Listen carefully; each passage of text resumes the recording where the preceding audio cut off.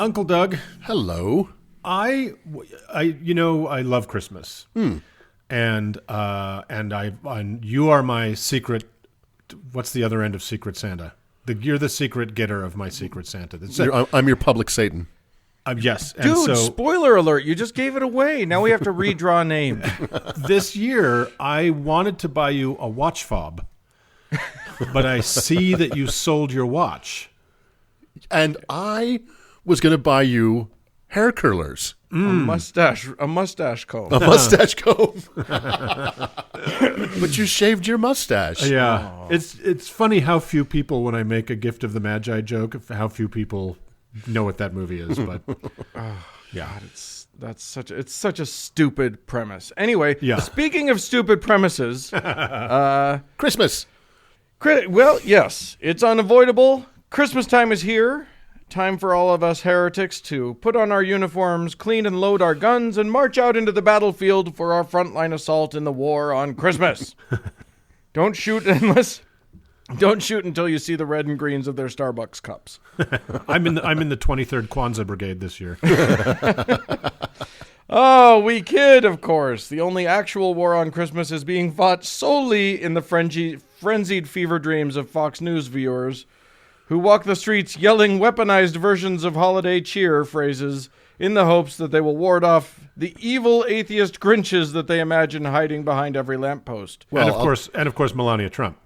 Indeed. Yeah. Yes. She went traditional this year. I really miss the the Christmas frightmares. Slovakian blood cones. Yeah. She kind of had to after the audio came out of her saying, "Fuck it, why does anyone care about this shit? Fuck this Christmas. Fuck Christmas." And by the way, Uncle Dan, my local department store or grocery store, whatever you want to call it, my local bodega, put up Christmas decorations before Halloween this year. So we are not winning this war. No. No. Well, we're not fighting this war. It's just in their minds. That's the problem. Yeah, I mean, we are the vampires in the imagined world of the MAGA Christians, and the words Merry Christmas are a cross made of garlic to them. So, yeah.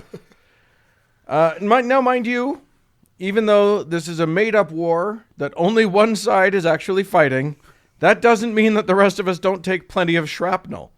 Your store's decorations being one of them. Those of us foolish enough to happily wish someone a happy holidays run the risk of a very nasty Karen scolding. And these days, she might actually call the cops. Fortunately, this is 2020, so I don't have to think about all the annoying parts of Christmas very much. I always try to avoid retail environments in December, mostly because I've heard all I will ever need to hear about Mariah Carey's wish list, and Paul McCartney's song is my nightmare fuel. But this year, I'm a fucking shut-in. No restaurants, no bars. All the places that might assault me with 1984's condescending racist anthem, "Do They Know It's Christmas Time at All?" are largely out of my life. Hashtag pandemic upside. Yeah. Another holiday tradition I'll be avoiding this year will be my in-laws' extended family get-together where they all read about the birth of Jesus from the Bible. Now, I love my in-laws, and the get-together itself can be a lot of fun, but I know that at some point in the evening, somebody is going to gather everyone together and ask the children, well, them as can read, to favor us with a bunch of Jacobian prose that none of them really understands. And when I say none of them, I don't just mean the kids, I mean the adults too, because the story of the birth of Christ is so calcified in a believer's mind that they don't actually listen to what they're hearing anymore. They just catch the old familiar beats and ask zero questions. Something, something, Virgin Mary, something, something, angel, donkey ride, no room at the inn, baby in manger, shepherds, heavenly host, wise men, the end. Now, if you want to really dig into the origin story of the New Testament's big hero, you should go all the way back to episode 13 of this show, when we had a very nice guest named Uncle Doug on to go into detail comparing the differing accounts of Jesus' birth in the different Gospels. The upshot is that Mark and John don't really touch on it at all, and Matthew and Luke tell two completely different stories, like barely even related and frequently conflicting. Right. As a matter of fact, pretty much the only things that they agree on are that Jesus was, in fact, born, and that they named him Jesus, thus somehow fulfilling the prophecy that he would be named Emmanuel. Let's figure that. And that the birth was in Bethlehem. That's it. Everything else they completely clash on. Luke does the whole Mary and Joseph leave Nazareth for Bethlehem, no room at the inn, shepherds thing. Matthew does the wise men come from the east, Herod orders the death of baby boys fleeing to Egypt thing. There is zero crossover. You would think that this kind of total failure to be cohesive would be a little alarming to readers, that some might see that and say, isn't that a little strange? But it's the Bible, so we're all used to it at this point, and rather than abandon a book as an obvious load of donkey shit, everyone's time is much better spent with hammers and chisels squaring all the circles. They just squish both stories together as best they can, squint their eyes so they can't see the glaring problems, and say, it's all true! All the things happened! The Lord works in mysterious ways. Everything is fine. Who wants punch? But I want to focus on the gospel according to Matthew. That's right. Today I give you the gift of the Magi. And yes, I said Magi. I want to say Magi, but literally every dictionary and pronunciation guide I could find says that it's Magi. Is that true? Of course, that's the plural. The singular is Magus, spelled M-A-G-U-S, which I really want to pronounce Magoos, but whatever. It's so strange that Utahns would mispronounce a word. Yeah, well, not just Utahns. I mean, I think that's a lot of folks. But yes, Utahns do have their own particular way of pronouncing things. Anyway, Matthew was the first to write about Jesus' birth, and they really hadn't workshopped it so much. So his story is, well, dark. There's no special story for the birth itself. Just Mary got preggers by a ghost. Joseph was told to be cool about it, and then they had the kid. Boom, done. Move on to chapter 2. Chapter 2 is where the action happens. Dudes come from the east. Who are they? Well, that depends on your translator.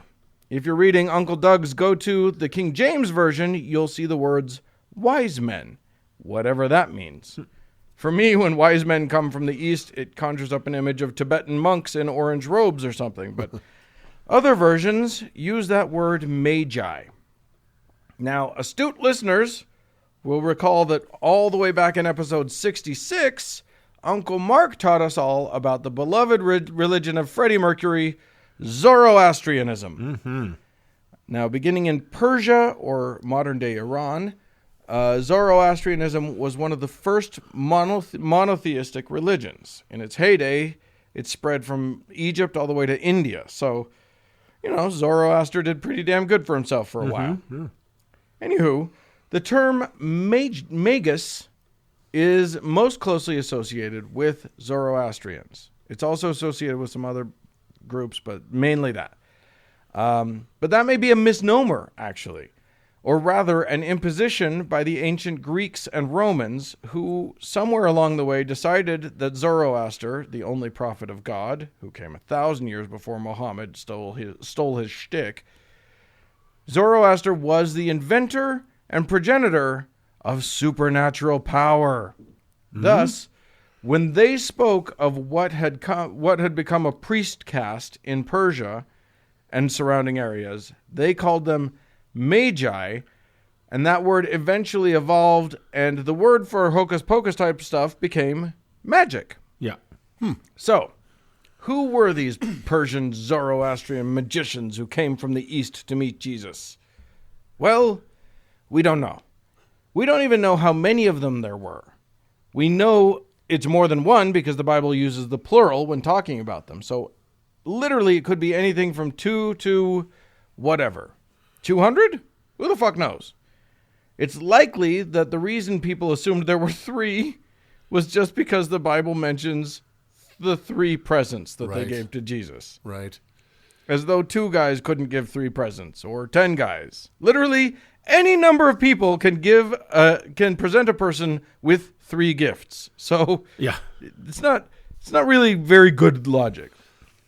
Whatever. Anyway, the mysterious people from the East were known to be fascinated by astrology, so it makes sense that Matthew decided that what would have caught the Magi's collective eyes would be a new star. So, these dudes show up in downtown Jerusalem and start asking around if anyone knows where they can find a baby who will be the king of the Jews. They saw this star, so, he's got to be around here somewhere, and we want to worship him. Which seems a little odd that members of the priest caste of a totally different monotheistic religion would totally turn their back on a god based on a star, but then this is a Christian's book, and there is nothing a Christian loves more than a convert story. So the problem is that, well, you see, the Jews, they already had themselves a king, specifically Herod, and he had kids. And if there's one thing kings hate, it's the idea that someone who isn't them or their kids might unking them. Yeah. So when Herod hears that these Magoos are asking around about a baby Jew king, he gets a little agitated. But he's sly about it, right? So he goes to his priests and says, Do we know anything about a baby? About what are they talking about? And his priests come up with, they check with all the prophecies, and somebody's like, hey, here's one about a ruler popping up in Bethlehem. Maybe that's it. And they all agree that that's probably right. So Herod summons the Magi to him and says, hey, this King of the Jews kid sounds totally super cool. I am way on board. So, as a matter of fact, my guys say he's probably in Bethlehem, which is just 5.5 miles that way, but will still take you forever to get there with traffic. Anyway, off you go, and definitely let me know when you find him, so I can worship him too. Wink. Yeah, like I'm not going to kill him. Why do you? Yeah, why exactly. Would you? Yeah. You said that. I didn't say that. I'm not going to kill. You're going to kill him. Wouldn't it be weird if we killed him? Maybe we just kill him. Wouldn't that be? That'd be weird, right? We probably shouldn't. Do we want to? No, we don't want to. Oh, you're so bad. Are we the baddies? Anyway, these Magi say, you betcha, and head to Bethlehem guided by the star? Which, if you're traveling over 1,000 miles across a desert, a star might be very helpful. But when what you're going is basically from the Upper West Side to a specific address in Tribeca, a star really shouldn't be that helpful. No. It reminds me of that scene where Chief Wiggum was trying to tell the operator where he was in his police car. And he said, I'm under the Earth's sun now. I'm under the Earth's sun now. Yeah. Well, yeah. And in this case, it's not, so this is a very special star because the Bible literally says that the star went on ahead of them and then stopped over Jesus's house. I think that was Tinkerbell. Yeah, exactly. A drone, maybe? Could have been a drone. Whatever the fuck they were following, it sure as hell wasn't a star. But, God, miracles, whatever. So they find the kid with his mom, no mention of a manger at all, and they fall down and worship him. They give the 3 gifts, gold, Frankenstein, and myrrh. And then, having found the Messiah, the literal living embodiment of God, whom they had traveled for months to find, and possibly years even, and whom they immediately worshipped, they left. Yeah. Because that's what you do when you find the Messiah. You've beaten the game. You found the princess in the castle. There's nothing left to do. I guess he is a baby. It's not like he's going to teach you anything. You might as well go home, right? Yeah. Just to turn around and leave. All right. Leave. We'll be back when he's grown. Right, yeah, exactly. No. I know, they never come They back. won't. I wonder if They're done. I wonder if they asked Mary, hey, we've come a long way and it's the middle of the night. Do you know any inns around here that might have some space for us? Like we're Right.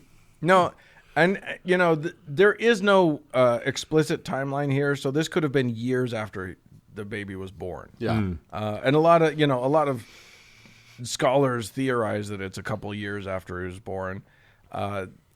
It doesn't matter, but it doesn't say anything about it. It could be that night. It could have been you never know. So, anyway, having had a tip-off in a dream that Herod is a dick, they duck out the back way and head into the night, never to be heard from again. Yeah, that's the end of them in the story, isn't it? They're just gone. Well, yeah, for them, they are done. That's a wrap on wise men. Thank you, everybody. And everyone applauds. Now, this sets off a very Game of Thrones-esque string of events. Joseph has a dream that tells him that they aren't safe, so he grabs Mary and the baby, and they fuck off immediately to Egypt, which the Gospel of Luke makes zero mention of, by the way. Then Herod, furious that his ruse didn't work on the Magi, goes full Pharaoh and orders that every boy under the age of 2 in and around Bethlehem be killed. And that's it. Good night, honey. Matthew clearly hadn't gotten the memo that the New Testament was supposed to be more fun and upbeat than the old one, so Luke had to swoop in and do a huge rewrite that makes it all a lot more celebratory. But they all felt a little too bad to just throw away Matthew's work, and that's why you don't write your scripture by committee. Yeah. I don't know why, but it just makes me think about all the times people ask me as an atheist where my morality could possibly come from. It's weird. Yeah. I don't know why, I just thought of that. It's a valid question, though, because they have this great book of theirs that tells very clear stories about morality. Yeah. And well, don't be a dick. I think that's what the Bible really comes down to: is don't be an uncircumcised dick. That's what the second half of the Bible. The first half of the Bible is dickishness is totally fine. Yeah. Yeah, and it's funny because this story has all the disparate elements of this story that are only in one place or another have coalesced into this single narrative that you could, any Christian can rattle off. Yeah. Right? But it's like, okay, that didn't come from that book, and that didn't come from that book, and those two things happened at the same time, so one of them couldn't have, etc. But it's like, that just is accepted.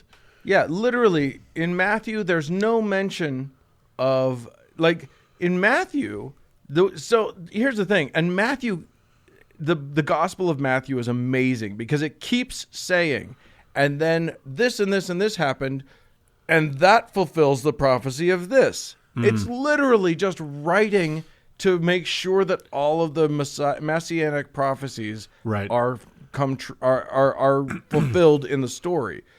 But the problem is that then Luke goes and tries to do the same thing, but he fulfills the prophecies in different ways. So whereas Matthew has everybody run away to Egypt for years probably, and then swing back into to Israel, and they go to Nazareth, and that's when Jesus fulfills the prophecy of being a Nazarene.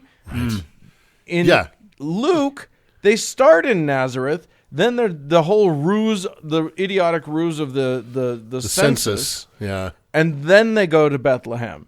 So both of them have to fulfill both the Nazareth and the Bethlehem prophecies, but they do it in literally totally different ways, and nobody seems to care. When I talk to those Christians outside of Temple Square about this, is one of the things I brought up is the origin story is completely contradictory, and they were just it isn't. No, it isn't.